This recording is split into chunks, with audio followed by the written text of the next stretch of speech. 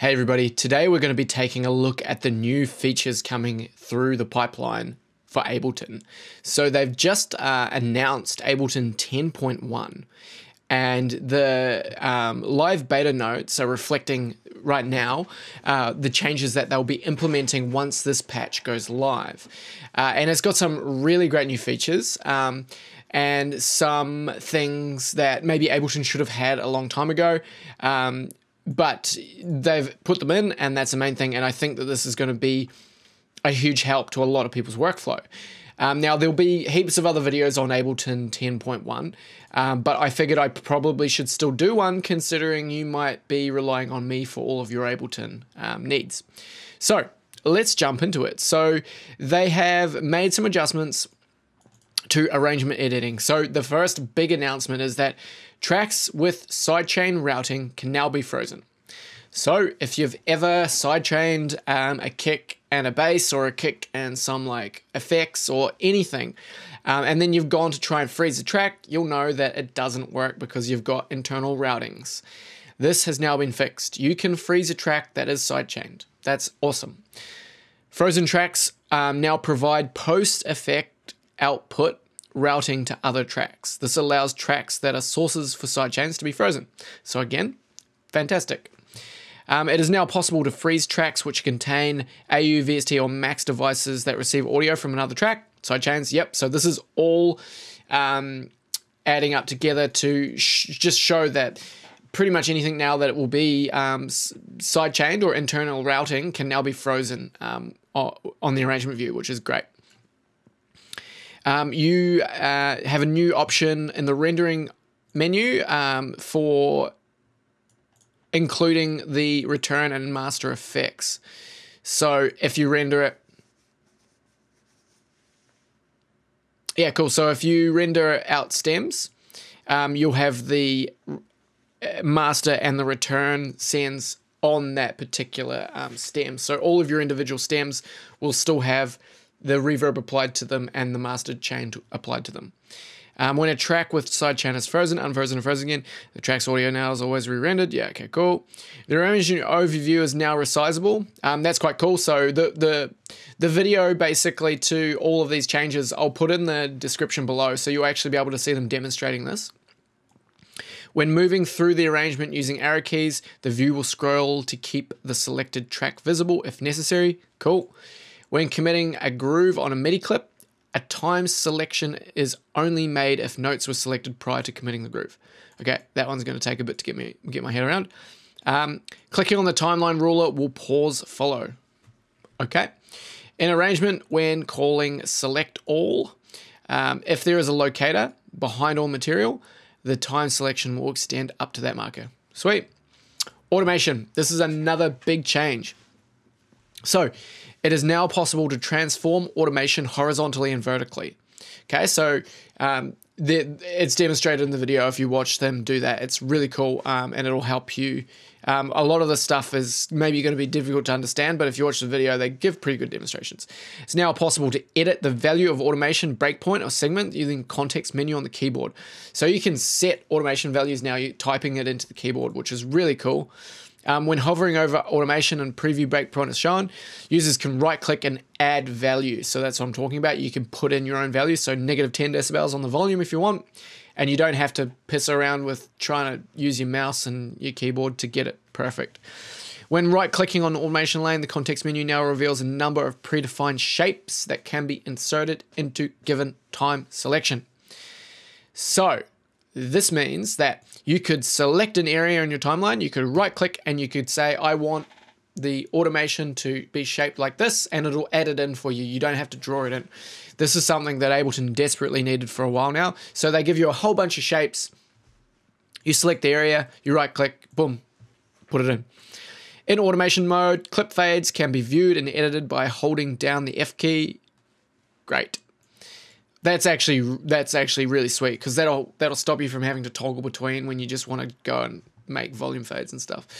So anyway, added buttons to the envelope box for session to toggle between automation, modulation, envelopes and clips. Cool. Sweet, no worries. When drawing non-quantized automation, Live now creates ramps instead of discrete small steps to avoid unwanted zipper noise. Cool. When drawing automation with the deactivated grid, Live will insert fewer breakpoints and tries to use... okay, cool. That's cool. I guess that probably applies as well when you've got a controller mapped and you're moving a knob. Added a simplify envelope command to the context. Removes unnecessary breakpoints. Tries to use curved segments whenever possible to allow easier breakpoint editing. Cool. When clicking on a control in corresponding modulation envelope displayed, that didn't go into my brain. When clicking on a control in a clips sample box in the clip view, okay, e.g. clip gain, yep, the corresponding modulation envelope will be selected and displayed. Cool, that's cool, yep. In automation envelopes, the strength of S shapes that were inserted via the context menu can be adjusted with the Alt curve modifier. Cool. Okay, so the strength of S shapes is an interesting way to term it, but I get what you mean. I guess they mean, yeah, how steeply the S is curving, whether it's like long and exaggerated or short and tight. I guess that's what they mean. Browser. Live database will keep working even if a second live instance is running. Previously, this was not the case, thus resulting in partially empty browser. Okay. Interface improvements. The arrangement view can now be zoomed using the pinch gesture on supported trackpads and touchscreens. That is going to be a big one for you laptop users. So you can just go and zoom in and zoom out. That is cool, and it should have always been like that. The MIDI note editor, sampler and simpler also support zooming by pinch. Cool. That's really sweet. And you can vertically zoom in using the pinch gesture whilst holding Alt. Arrangement tracks can now be resized vertically by pressing Alt and plus or Alt and minus. Okay, so that means when you're looking at your arrangement track, you can zoom in this way and zoom in that way by Alt and plus. Cool.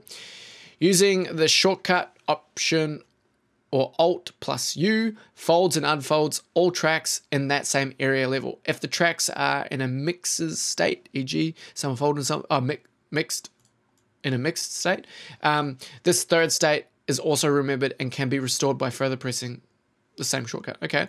Tracks can be folded in the arrangement view by pressing U or Alt U for all tracks. Cool, that's sweet. I thought that was already a feature.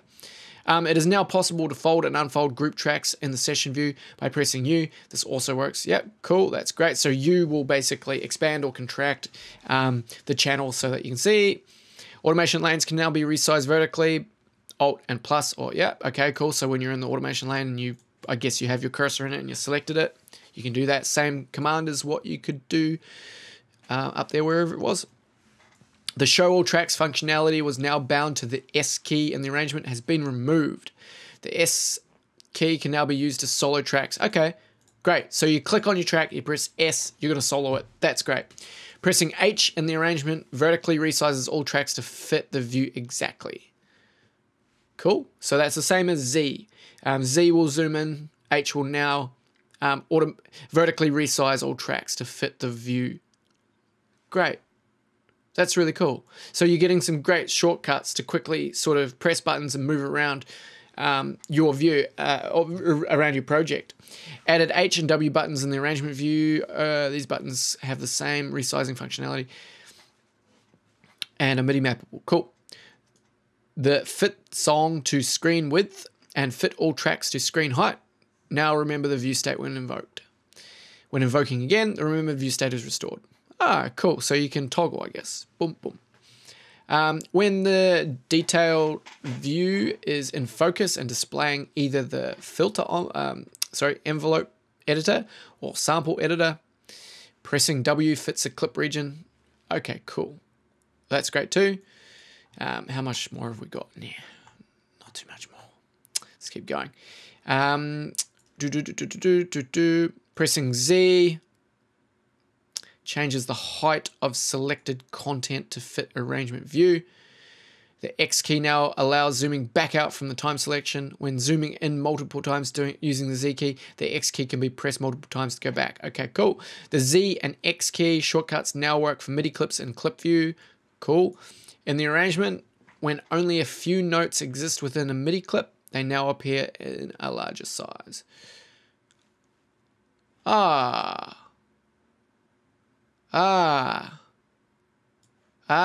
very good.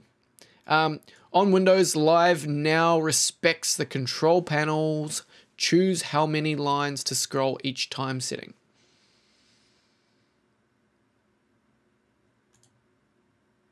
That's going to take a bit to sink in. I'm sure that's something that I could understand, but right now my brain does not compute. In the arrangement overview, clips now always appear in the same color as in the arrangement. Sweet. Okay, that's cool. I didn't know that they didn't always. The clip overview in session view now shows the entire song and visually aligns with the arrangement view. Cool, that's great. In the arrangement, the zoom to back from time selection actions are now animated.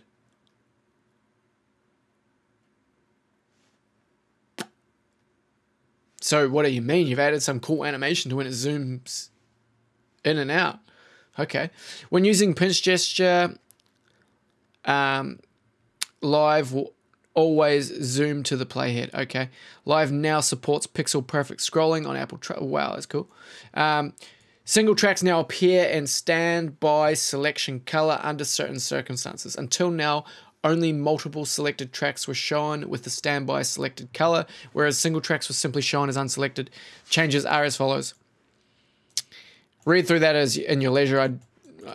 Whatever. So this is a bit of a spoiler alert before you even get to it, but yes, VST3 is now supported. That's good because VST2 is about to go obsolete because new plugin creators probably aren't going to be making on that because supposedly or apparently Steinberg have stopped supporting VST2 on this platform. But anyway, that's saying that yes, you can now scale the same way previous. Okay, cool. So now they should look proper on these sorts of screens. On Windows, the cursor that indicates that a breakpoint can be added is now white. Okay. Improves the appearance of note size zooming hotspot. Okay. Rubber band selection now scales correctly on high DPI screens. The status bar text shown after selecting MIDI notes in the editor has been improved so that if only one note is selected, it does not display that as a range anymore. Okay. Scale intervals can now be observed from Max for Live. That means nothing to me. Somebody write in the comments what that means. New devices and device improvements. Introduced delay, a new audio effect device for Live. Delay combines the functionality of simple delay and ping-pong delay into one. It provides the ability to modulate delay time and filter frequency with an inbuilt LFO. Cool. So they've consolidated that into one delay plugin and then they've added some additional ability to modulate delay time and filter frequency. That's really cool. They're consolidating down their effects and making them improved. When opening an older set or preset, which you use simple or ping-pong delay, an upgrade button will appear on the device so you can upgrade it to the new delay device. Introduced channel EQ. Channel EQ is a 3-band equalizer focused on immediacy. So just to pull in high pass, low pass, whatever. That's sweet. That's easy for like mixed decisions. Just to like, you're like, oh shit, I didn't cut the low out of this hi-hat and it really doesn't need to be there. And I just need a simple solution. Boom, grab that. High pass it. It is now possible to drop an audio file into or onto wavetable oscillator tabs and use it as a wavetable. Cool. That's great. So you can just drag and drop. MP3. They're not supported unless they've been already decoded by Live. Okay. Added a loop mode chooser, loop time slider, and beat sync rate slider to the volume envelope in Simpler's classic playback mode. Previously, these controls were exclusively available in sampler. Okay, so they added a bit of functionality to that. Added a new random or RAND modulation source to wavetable MIDI tab, which generates a random value when starting a note. Cool. When mapping a parameter to an empty macro, the macro assumes the full range of the target parameter and will be set to the current value of the target parameter. Okay, cool. It's a small change, but introduce support for VST3. Okay, cool. All plugin settings now appear in a dedicated plugins tab in the preferences. Okay. Introduced system folders for VST plugin scannings. Also added a button to the plugins preference and to enable and disable system folders. Okay, this is something I don't fully understand right now, but I think is going to be very good. Does that mean that we can have multiple folders where we can install plugins to, and that Ableton will look in multiple folders? VST3 plugins, somebody tell me in the video if you understand this. VST3 plugins are now scanned via separate background process. Plugins that crash no longer cause live to crash. Sweet. So they're doing what Bitwig does. They're basically containing the VST, and if the VST crashes, it doesn't cause a catastrophic meltdown for the rest of the software. It just lets that crash. Cool. VST3 plugins scanning now supports symlinks. Don't really understand what that is. For VST plugins with less than 65 parameters, the parameters are now auto-assigned after its instantiation. Okay, cool. So that means maybe to like push or something like that. Also, when copying a VST3 plugin or loading a set with VST plugin, the parameter assignment and value is retained. Okay. Sidechain routings, gain, and mix parameters are now displayed on third-party plugins in the device view. And finally, additional audio input and output buses from VST3 plugins can now be used from track audio 2 and audio from choosing routers such as VST2 and AU2. Sweet. So that is everything. There's bug fixes as well. But I'm not going to go through the bug fixes as well, just new features. So that's everything that's coming very soon in Ableton 10.1. It's a pretty significant update. And I hope you enjoyed reading along through it with me. And if you understood anything that I clearly didn't understand, please just leave it in the comment below. And I'll really appreciate that. And the other people watching will appreciate it as well if they didn't understand. So thank you.